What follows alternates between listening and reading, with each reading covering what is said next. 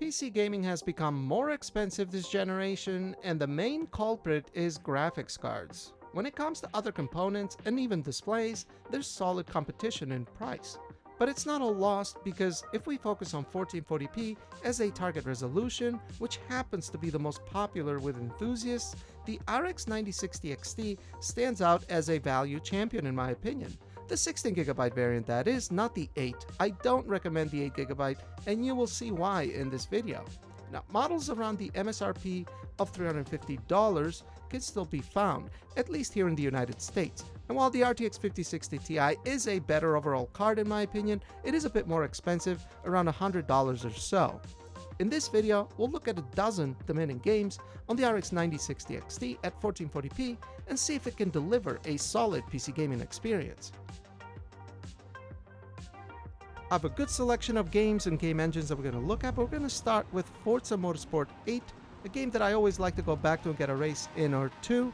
1440p is the target resolution, and we also have ray traced reflections, ambient occlusion, and also global illumination that was more recently added. As you can imagine, that does make the game quite a bit more demanding.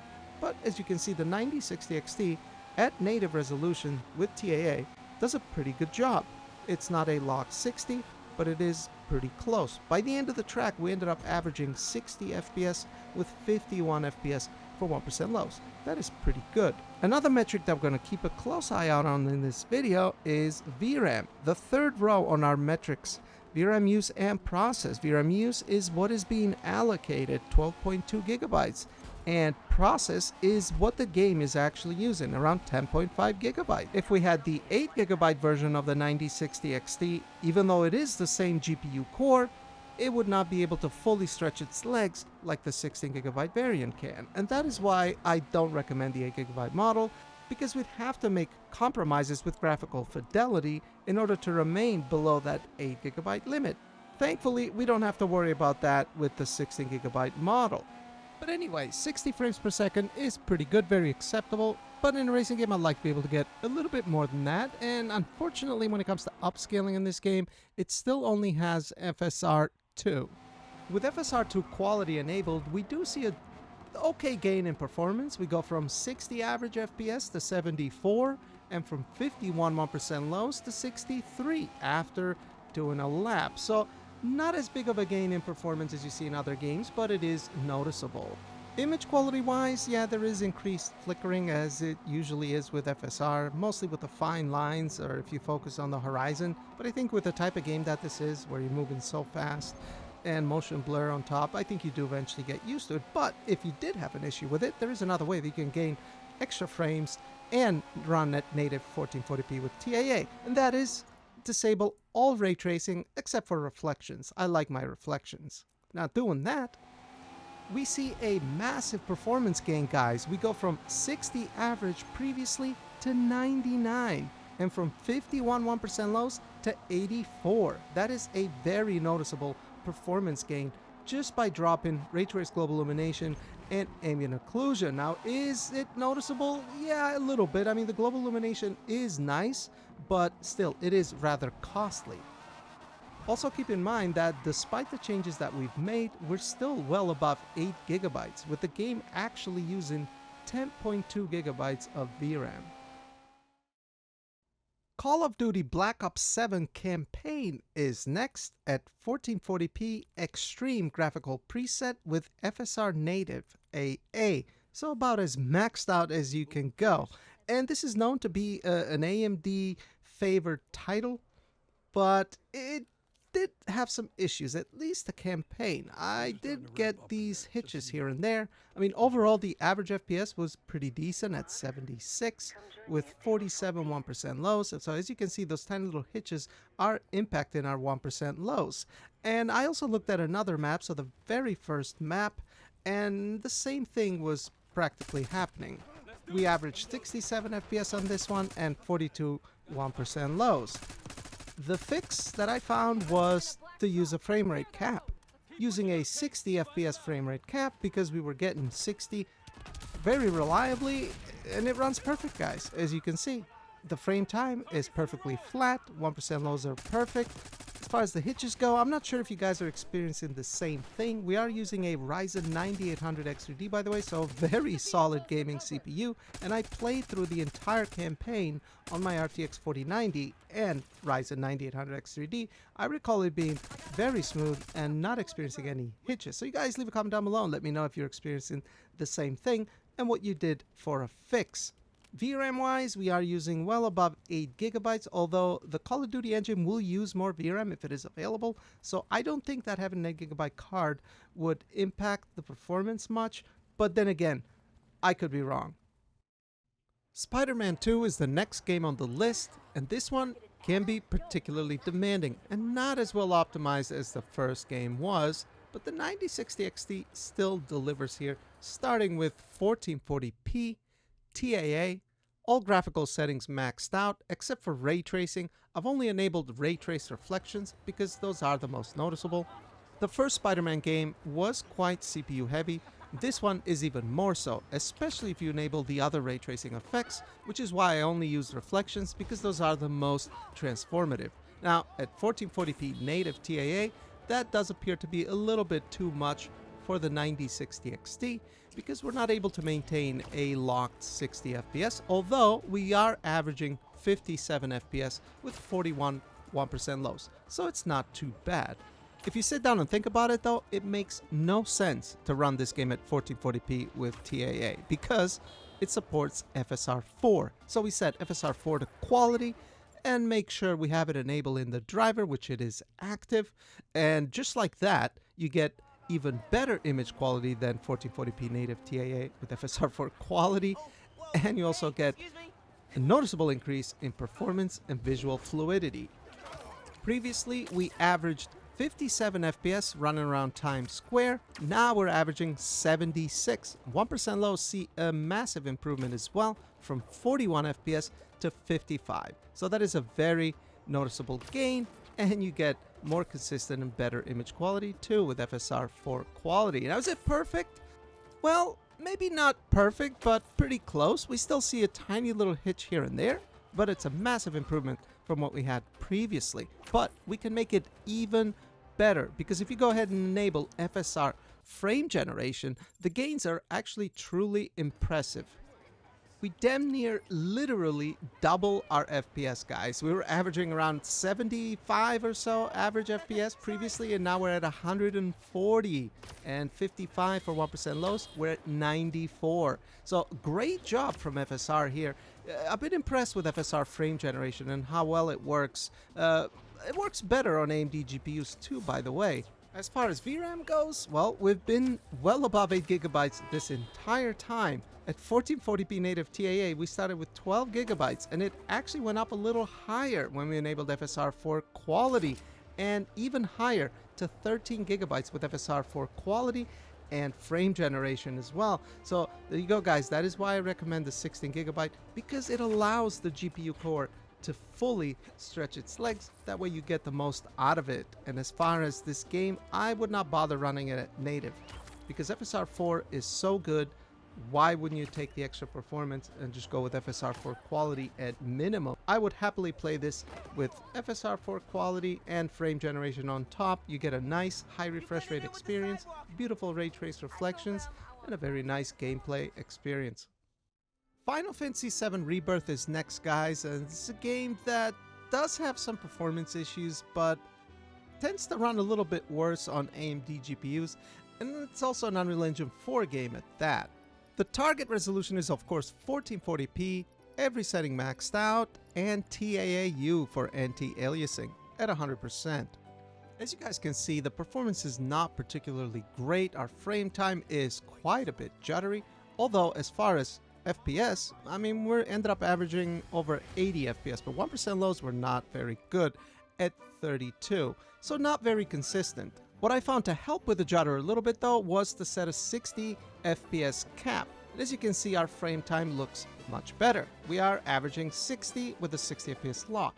However, 1% lows are still in the 30s because we keep getting these hitches here and there that are very distracting, by the way. They're not little tiny hitches that you're not going to notice. You are going to notice these. As far as the 9060 XT, it is actually capable of maintaining 60 even in the forest areas of the game, which are a bit more demanding. And unfortunately, there is no FSR either, so we'd have to rely on TAAU or TAA to upscale, both methods that don't look particularly great, although TAAU is a better choice. Now, as far as I'm aware, this game, even though it does have a shader compilation step, there are shader compilation stutters still. So I think if you played the game for a little while, a lot of the shaders will be cached and the game should run technically a little bit smoother, you know, until there's a game update or a driver update, that is. Split Fiction is a game that we've been playing lately, and the 9060 XT does really good here at 1440p, TAA, all settings maxed out as high as they go, and I believe this is an Unreal Engine 5 game. It's co-op only. Great game to play with a significant other or a sibling or a good friend. If you liked It Takes Two, this is a no-brainer to check out, and it runs extremely smooth. I don't think this uses Lumen or anything like that, at least from what I can tell, but I think it looks great and it runs really smoothly. As you can see, I haven't experienced any stutters. Now the 1% lows might show 3. That's because I forgot to reset the FPS counter. That's why I'm not taking that into account, but the average FPS is still really good. Again, I've enjoyed this game a lot and it performs really well. If you need to use upscaling, you can, but you shouldn't have to. You should be able to run this game at 4K if you wanted to as well. I don't think you'll have any issues with that. So yeah, I wanted to highlight the game because it is a lot of fun and it runs really well as well. So it's a good package, and it's not a full price game either, and you don't have to buy 2 copies to play with someone else either. All you need is 1 copy. You get a friend pass, and then they download the game and join at no additional cost. It's a good one to have in the library. Space Marine 2 with FSR 4 native AA at 1440p, all settings maxed out, looks and runs great on the 9060 XT. As you guys can see, we're well above 60 into the 70s, and we have a very smooth frame time, although this is a rather CPU heavy game, so the performance will depend on your CPU more so than any other games. But as you guys can see here, 9060 XT crushes it. If we go with FSR 4 quality, which, like I said on Spider-Man 2, I don't recommend using FSR native AA. I think you benefit a lot more using FSR 4 quality instead, because the image quality is practically the same, but you get a lot more performance. As you guys can see, we went from 70 average FPS to 111, and for 1% lows, we're at 70 FPS at the end of the run that I made, even after a lot of enemy battles, which this game has plenty of. And again, like I said, they can be CPU heavy. So if you have an older CPU, your 1% lows might suffer a bit, but for the most part the game runs relatively smoothly. But you can make it even more smooth if you wanted to, because it does support FSR frame generation and it works fantastic, guys. Again, we have a good example of how good FSR frame generation is, because we go from 111 average FPS to 182, so not exactly double, but pretty close. And for 1% lows, it's practically double. We go from 70 1% lows to 138 1% lows.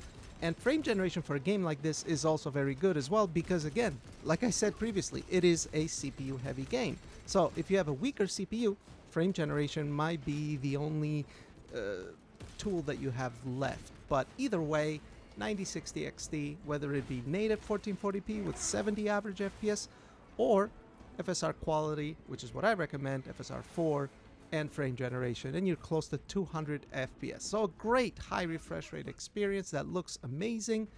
Very good showcase for RDNA 4 this game for sure. And if you look at our VRAM use and process, it's actually pretty decent. Sure, we are allocating 10 gigs, but we're only using around 8.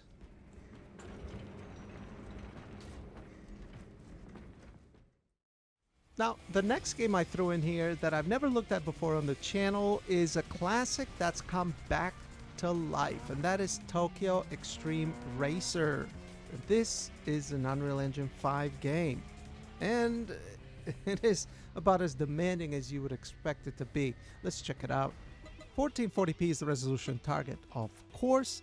Ultra graphics, as high as they'll go, and this may be the only Unreal Engine 5 game I know that lets you use FXAA for anti-aliasing. Although you do have TSR as well for upscaling, no FSR. And as you guys can see, it's extremely demanding.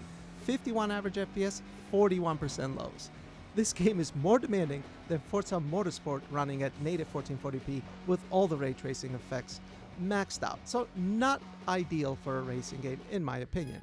We'll just make some quick modifications, and that's just going from the Ultra to the high graphical preset. We're still running it at native 1440p, still using FXAA, and it makes a massive difference, guys. We see more than 50% increase in performance. We go from 50 something average to 82, and 1% lows from 40 to 63. So a very nice increase and very typical of Unreal Engine 5, right? You go from Ultra to high preset and you see a massive gain in performance. And as far as visual fidelity goes, it looks very comparable to me. I can't really notice that big of a difference going from Ultra to high. I do notice the performance increase though, because it's a lot smoother. And yeah, it's much better. I would much rather play it like this if I'm being honest. So again, Unreal Engine 5 games tend to be quite heavy, and this does not look as good as Forza Motorsport, but yet it is more demanding if you max out all the settings. But it is a fun arcade racer. If you played the previous games, or even if you haven't, it's worth a look. It's not a full price game, and it's a good type of game where you just get in a couple races, make a few modifications, level up, and then put it down and play it again, I don't know, a month later or something like that. It's fun. I quite like it. I've been playing it a little bit. Stellar Blade is next, a game that's kind of consumed me for the past couple of weeks, content-wise and gameplay-wise. 1440p, FSR 4 quality, all graphics settings maxed out, 4K textures, because we have the extra VRAM. Why not take advantage of it? It looks much higher quality than the PlayStation version for sure, but it does use a bit more VRAM. Not all that much. We're only using around 9.2 gigabytes, allocating 12. Why am I using FSR 4 quality and not going for native? Because FSR 4 quality gives you more performance and looks better than native TAA. And it looks about as good as FSR 4AA, in my opinion. Now, AMD GPUs do underperform a little bit here against NVIDIA GPUs, but still we're doing really good. Average FPS is 98. 1% lows, however, are a bit lower than you would expect at 58. And AMD GPUs tend to have a bit of frame time judder issues, and this can be corrected in a couple of ways. The first one, as I've shown in my previous videos where we looked at this, is to use a frame rate cap, and that'll make your frame time extremely smooth instead of what you're looking at on the screen at the moment. The second way you can do this is my preferred way, and that is to enable FSR frame generation. And when you look at that, our frame time is perfectly smooth, perfectly flat, just like what you want to see. Average FPS is now 171 from the previous 90 something. So not double, but somewhat close. And for 1% lows, my God, it's a lot higher. 58 previously, 144 now. So more than double. So clearly something is causing AMD GPUs to have a bit of frame time judder. I'm not sure what that is, why capping the FPS makes it perfectly smooth, and frame generation does too, but leaving it uncapped, it's not great. Can't say that I've seen that in other games. I've seen games with frame time issues get much better with a frame rate cap, but not frame generation. So that is strange, but it works, and it looks great. If you have a high refresh rate display, this looks absolutely fantastic. I gotta beat the game now, after I make the video.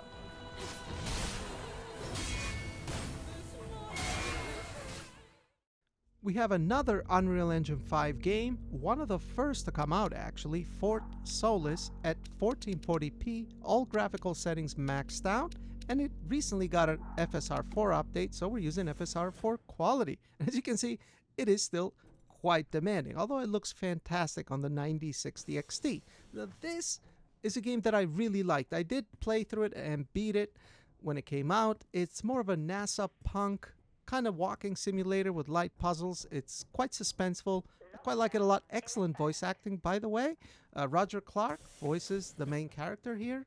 That's the guy that voiced Arthur in Red Dead Redemption 2. Again, not everyone's cup of tea, but I quite like it. If you're into NASA punk, type of sci-fi, I think you really like this, and it looks fantastic.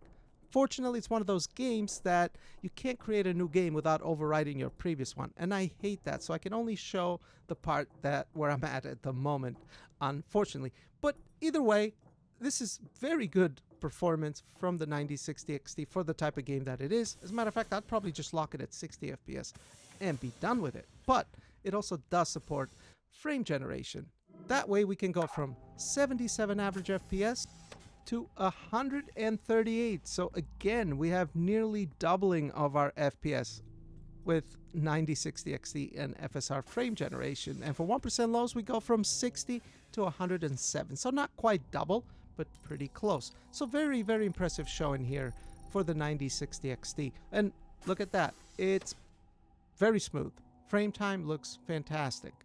Like I said in the beginning, this was one of the first Unreal Engine 5 games to come out, and when it came out, it blew my mind by how good it actually looked, and it also blew my freaking mind by how it decapitated my RTX 4090 at the time, which, as you could imagine, before Unreal Engine 5 games, 4090 was crushing it. Then here comes a game where you run it native 4K, 4090 is doing 30 to 40 FPS. So keep in mind, it is a very graphically demanding game. Yes, I found a fellow believer of yours. Oh, really? What did you ask them? What triggered the lockdown? What? Exactly. Well, let's hope for my sake that that isn't what actually happened. This next one's a bit random, Morbid metal demo, but I like to throw random games. I'm a random type of guy, but I found it interesting because it's a Unity engine game, and it's also quite demanding, by the way. Starting off with 1440p, maxed out graphics. We don't have any FSR by the looks of it, but we do have TAA, and you can use resolution scaling as a form of upscaling if you had to.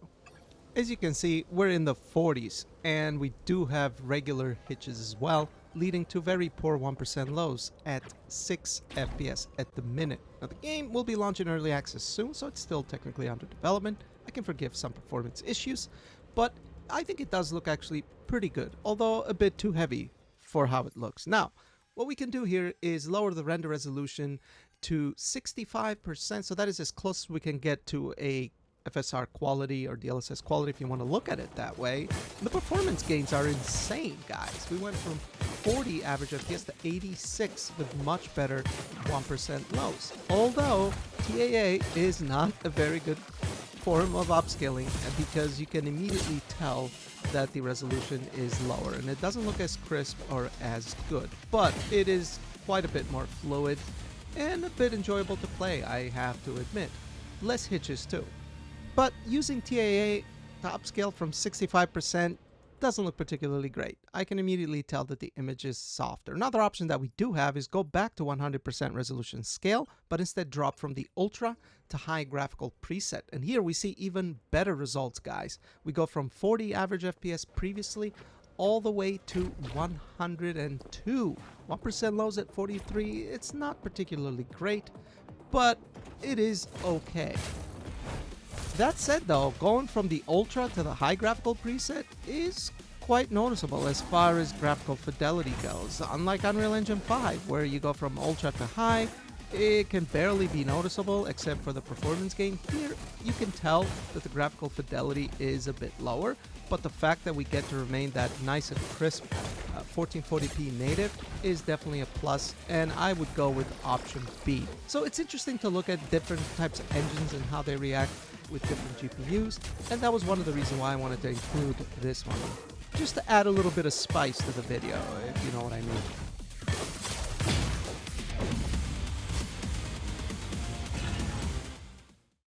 Ratchet and Clank Rift Apart is next. Another Insomniac Games game that is quite a bit demanding. CPU, GPU, also VRAM as well, by the way. And this is another game that got FSR 4 up. It was actually one of the first. We're going to start with 1440p, FSR 4 native AA, and here you go. We have it enabled, double checking it, and we're doing pretty good. All the settings are maxed out, except for the ray tracing. Just like in Spider-Man 2, I just went with very high ray trace reflections, shadows, ambient occlusion, that stuff is nice, but it can be quite heavy and not as noticeable. I think the reflections are definitely a must, in my opinion. The 9060 XT does deliver, although it's not at a locked 60. It is pretty close, 54 average FPS we did in this case, and look at that, guys. The reflections on the glass, they look absolutely stunning. The fact that we're able to get this level of ray trace reflections to run on a PlayStation 5, I find that to be quite impressive. 36 compute units of RDNA 2, it's pretty cool. But anyway, I digress. Now, like I mentioned throughout this video and other FSR4 games that we looked at, it makes no sense to run it at native or even FSR4 native AA, when you could easily just use FSR4 quality to get a noticeable improvement in performance and not much of a difference in visual fidelity. And as you guys can see, we went from 54 average FPS to 93. That is an insane level of performance gain just by going to FSR4 quality. And as far as the image quality goes, well, it's very comparable to FSR4 AA. So a no-brainer to use. And 1% lows didn't increase by all that much, but the reason for that was because during some of these on-rail sections of the game and going through the crystals, we did encounter some hitching, which did affect our 1% lows in the long run, but that was a bit unusual, I have to say. For the most part, the game is extremely fluid, and it runs and looks great on the 9060 XT. FSR frame generation is another tool that we have in our back pocket that has very positive results, guys. Here we averaged 153 FPS. Remember, we started with 54 average FPS, and we're currently at 153 after using FSR4 quality and frame generation. And 1% lows are really, really good at 118. Again, like I said previously on the FSR4 quality section, we did run into some hitching during that on-rails traversal, but that is not a very common thing that happens in this game. As you can see, look at the frame time. It's extremely clean, extremely smooth, and it looks great, guys. So again, PC gaming is the ultimate gaming platform because we have so many tools. And while NVIDIA does have the more advanced tools, and even more of them, like ray reconstruction, which is really good method of denoising ray tracing, AMD still offers a really nice package, and PC gaming is just the best because if you have a high refresh rate display, I mean, this is an excellent experience. Expedition 33 might as well be my game of the year, and a game that we've looked at on the channel many times. Even on the 9060 XT, we've looked at it before. Unreal Engine 5, we have Nanite, Lumen, all the bells and whistles, and it looks fantastic. What this small team was able to achieve with this game is truly impressive and inspirational, if I'm being honest. Well, here we're running the game with the Epic graphical preset. Fortunately, no FSR. I hope we can get FSR 4 at least, because it would look much better, but we are using XeSS instead. Ultra quality, which is 67%, the equivalent of FSR 4 quality. And this fight is quite demanding, guys, and I think the 9060 XT is doing pretty good considering how demanding this game can be. And not only are we averaging 55 FPS, but our 1% lows are relatively decent as well at 38 FPS. The game runs relatively well, no problem. But again, like I mentioned in every Unreal Engine 5 video that I've done, it's not really worth it to run the game with the Epic graphics. You want to find that happy medium, but a quick way to gain more performance is to just drop from the highest, in this case Epic graphical preset, to the next one below, which would be high in this particular case. We still keep XeSS ultra quality at 67%, and we see a very big gain, guys, close to 50%, from 55 average to 70 average FPS, and 1% lows also see a really good increase from 38 to 50. That is pretty good. There's no frame generation, unfortunately, but personally, I would probably go with a 60 FPS cap with these same settings, and it would be great. Additionally, if you want to fine-tune the graphical settings even more, I suggest following Benchmark King. He goes through the difficult part of going through every single setting and telling you how demanding each setting is and what his optimized settings are, and every time they're usually really good. it's now time to share my final thoughts with you guys regarding all the games that we looked at on the 9060 XT. I'll leave you with some Death Stranding 4K footage maxed out setting that I've been playing on the 9060 XT. So then, 1080p, while perfectly fine and a solid choice for entry-level PC gaming, is yesterday's news. And 4K, while it's best, most crisp image quality you can get, especially with some of the latest displays, is quite costly and more demanding to run as far as the hardware required. That leaves 1440p as the happy medium, the best of both worlds, and a solid resolution target for a desktop type of setup. It's why its adoption rate is through the roof and why it's so popular with PC gaming enthusiasts. This is why it's important for this level of hardware to be as accessible as possible.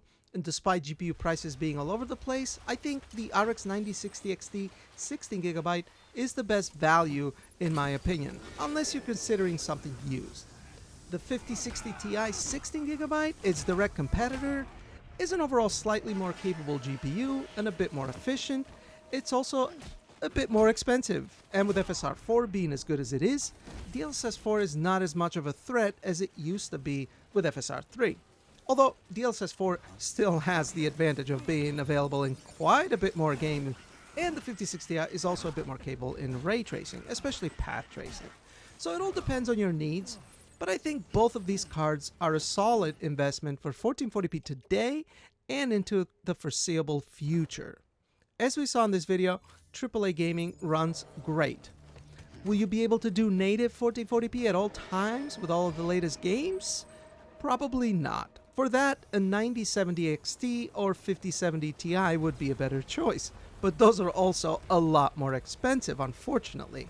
So, as long as both the RX 9060 XT and 5060 Ti remain at their around MSRP price, then PC gaming remains more accessible.